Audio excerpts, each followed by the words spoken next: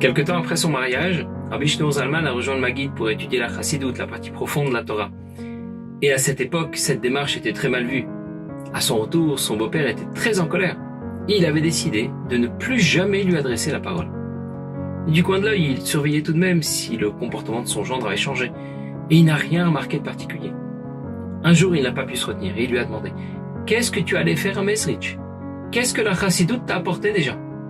Je n'ai remarqué aucun changement dans ta façon de prier ou d'étudier. » Rabbi Shneur Zalman lui a dit « Depuis que j'ai appris la Chassidoute, ma vie a changé. Je sais que Dieu existe. » Son beau-père a éclaté de rire. « C'est pour ça que tu es allé à Mezrich. » Il appelle l'homme de service et lui dit « Ivan, tu sais que Dieu existe ?»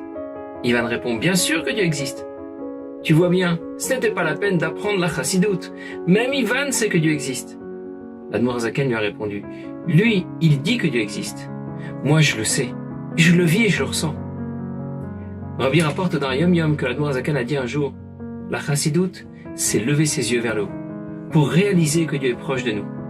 Notre père Abraham a révélé à l'humanité l'existence de Dieu. Le Baal Shem Tov a révélé en plus quelque chose de nouveau. Que Dieu est présent à nos côtés en permanence. Rien n'est dû au hasard. Dieu intervient dans chaque détail de notre vie. Rav Nezal a rencontré le rabbi au cours d'une distribution de dollars pour la tzedaka.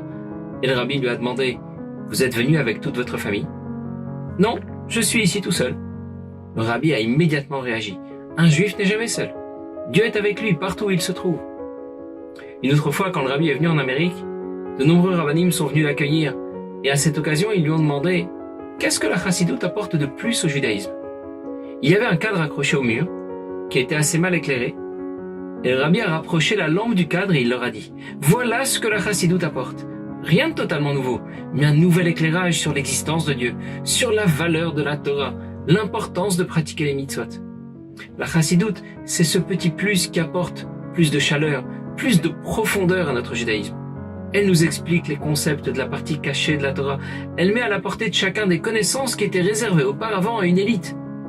Elle nous prépare aux enseignements que Mashiach nous révélera.